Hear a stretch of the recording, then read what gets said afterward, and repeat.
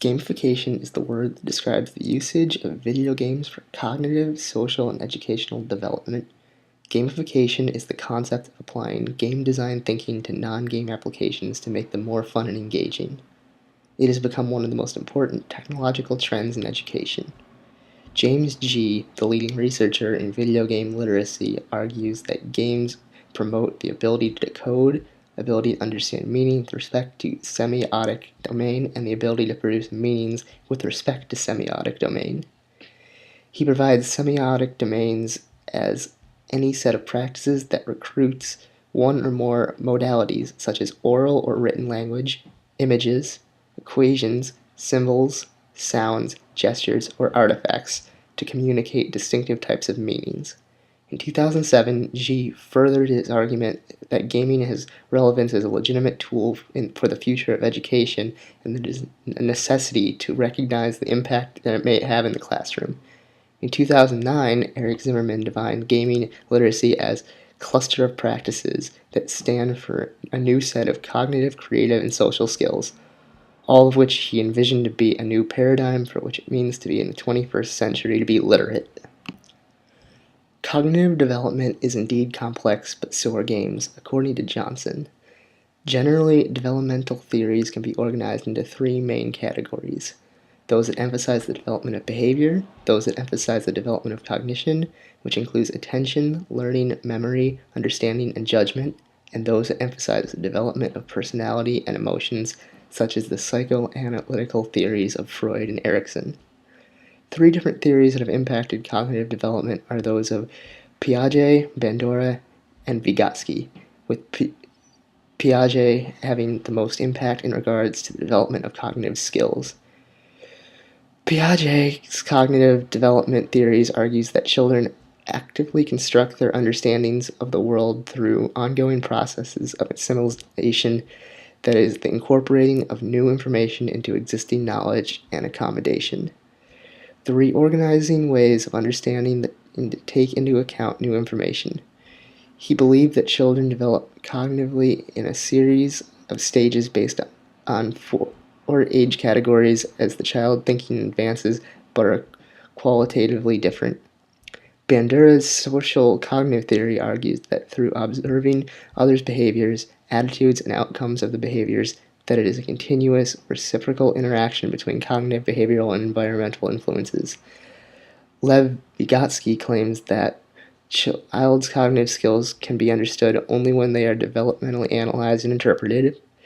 Cognitive skills are mediated by words, language, and forms of discourse, which serve as psychological tools to facilitate and transform mental activity, and cognitive skills have their origins in social relations and are embedded in a socio-cultural backdrop. The theory suggests that social interaction plays a fundamental role in the development of a child's cognition.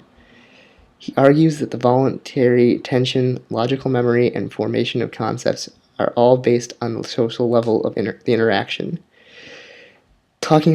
Taking all three theories, the video games of today have provided a platform for cognitive development by changing the traditional process of learning. It has become an alternative approach, as Harushima's research illustrates, that has impacted the development of how a child thinks. There are both positive and negative effects on cognition when selecting games. It is important to understand that Piaget's stages of cognitive development are utilized in the development of video games for both commercial and educational use. Building on simple to the more complex as the child matures is evident in games such as Sesame Street's Learn and Play and Grow, which introduces preschool and primary school children to problem solving and decision making through fundamental reading and mathematics. The video games progress as children build on observation and social interactions such as SimCity and World of Warcraft, which take the children into virtual worlds that are complex. It allows children to face difficult challenges that cause them to make decisions and to understand consequences of their actions. The positive effects of such games have been increasing cognition. Up until recently, educators have not seen the value in such games. Taking Dr. Spock's view of video games, and I quote, "The best that can be said of them is that they may help promote eye-hand coordination in children. The worst that can be said is they sanction and even promote aggression and violent response to conflict. But what can be said with much greater certainty is this: most computer games are a colossal waste of time. It is incumbent upon teachers to understand that video games actually are quite complex and extremely difficult as they progress in gearing to older children. The problem is not so much about video games, but more about the teacher's game literacy. Once they are taught about usage and advantage of promoting cognition, teachers readily utilize games in the classroom. The history of video games stems from the simple Twitch-based games like A.S. Douglas's 1952 invention of a graphical computer game, a version of tic-tac-toe, and Nolan Bushnell's Pong, to the more complex games such as Minecraft, World of Warcraft, Zelda, and Civilization. The evolution of video games have become more complex and require multifaceted thinking in order to progress. This enables the mind to gain exercise and increase its thinking power. For example, a player must account for the number of different parts of the gameplay that are interconnected. By multitasking, the brain is challenged and is exercised. Originally, games were geared for older children and adults, such as Bushnell's Computer Space, the first arcade game, based on Steve Russell's earlier game of Space War, all designed for entertainment, and served as a basis for Bushnell's Atari system. Progress in design now factors in the deep interconnectivity of narrative, much like a book. As books are geared to appeal to various developmental level and its an impetus to learning, so too are the present games which stress the development of cognitive skills. Technology and video games play an important role in educational change by means of providing the enabling of cognitive skills such as communication, critical thinking, problem solving, creativity, memory focus, speed, flexibility, and multitasking, and pattern development to various other cognitive skills. Piaget, whose endeavors have laid the theoretical foundation for children's study, indicate that the sensory, motor format of play bridges children's concrete experiences with symbolic connection and abstract through, thereby increasing the maturity of the child's cognitive development. Research has also illustrated that through video games, iconic spatial and visual attention skills can be learned, and that video games have very significant effects on improving student achievement. Games provide a way of thinking outside the box. For example, Tetris is a game that sets the goal to solve a particular mentally challenging problem by puzzle solving. It seems very simplistic at first, but is actually a complex brain teaser. In Minecraft, an indie game, a game that was not designed for the classroom but promotes learning, the player is presented with an initial situation, must think, what should I do, or even can I achieve the desired goal. It allows the player to goal set, develop a strategy to achieve the goal by means of problem solving, decision making, and promoting overall critical thinking. Being an open sandbox game allows for creativity, therefore developing whatever the child can imagine. Video gaming has long been viewed as a distraction at best and a menace at worst. It is true that some games have been known to be based in violence and promote negative views, but not all games fall into that genre.